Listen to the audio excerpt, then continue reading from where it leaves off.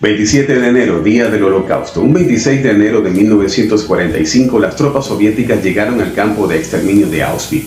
De lo poco que las SS no habían destruido, quedaban todavía 6 almacenes, todavía en pie. Había rastro de 368.000 trajes de hombres, 800.000 trajes de mujer, ropa incontable de niños, más de 7 toneladas de cabello humano, centenares de cadáveres y apenas 7.000 vivos. El 1 de noviembre de 2005, las Naciones Unidas adoptan este día, el 27 de enero, como el Día del Holocausto. Curiosamente, este año se excluyó a Rusia, que paradójicamente fueron quienes más aportaron a la caída de Hitler, poniendo más de 600.000 soldados muertos.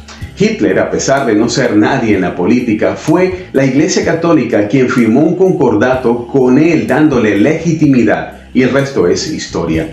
Al igual que las leyes que crearon se basaron en códigos medievales católicos de la Edad Media, dándole la categoría de ratas y cucarachas a los judíos, avanzando a través de los años en la locura del exterminio de los judíos de Europa.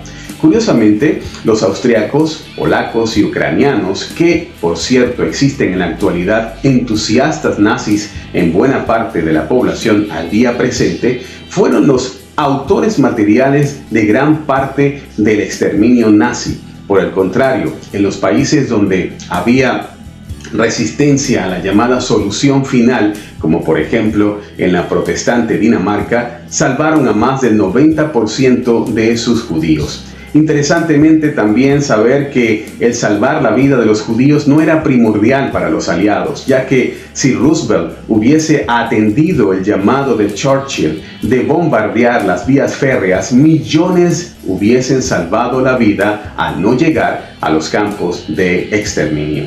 Cosas curiosas, los gobiernos como el nacional-socialismo de Hitler, al igual que Mussolini, llegaron al poder por los votos. Así que aún después de más de 70 años, se pueden seguir aprendiendo y repitiendo ciertos errores. Por eso, cada vez que se atropellan las libertades, se acalla la voz de la disidencia o aquellas que son contrarias, y peor aún, cuando se somete a la fuerza, atropellando la voluntad y creando pequeños grupos de oligarcas con ventajas sobre los demás, de nuevo surge el fantasma del nazismo.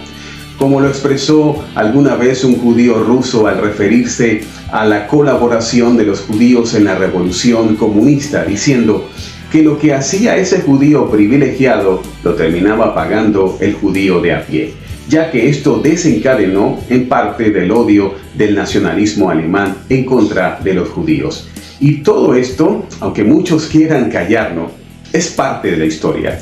Hoy, con toda la tecnología y los avances, se busca repetir los mismos errores, lamentablemente. Curiosamente, en años recientes ha habido personas que han dicho que el exterminio nazi nunca existió, porque es que los privilegiados están en todas las esferas de las sociedades y ellos buscan siempre salvar sus intereses de una o de otra forma, escudándose en los líderes, y cuando son prepotentes y tiranos, más focas tienen que les aplaudan calladamente, hasta que en la locura conciben los más grandes o las más grandes atrocidades.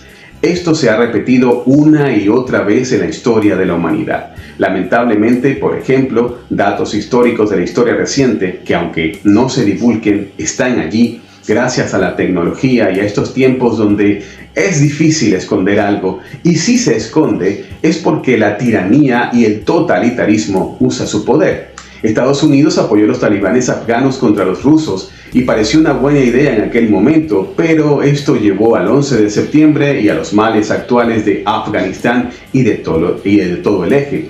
Por ejemplo, Israel apoyó a Hamas algún momento contra la Organización de Liberación Palestina, y todo el dolor y sufrimiento que ha generado esto tanto para judíos como para palestinos hasta el día de hoy. Otro ejemplo es que aliados de Estados Unidos crearon ISIS como contrapeso de Hezbollah y crearon demasiado dolor. Así que una y otra vez se repite la historia, pero debemos recordar que gracias a Dios nunca como el precedente de la solución final del exterminio nazi. Ahora, que el corazón de los hombres se vuelva a Dios y que busquemos su presencia de tal forma que jamás se vuelva a repetir la atrocidad del Holocausto ni acciones iguales. Que Dios les bendiga y esto es Hablemos Claro. Bye.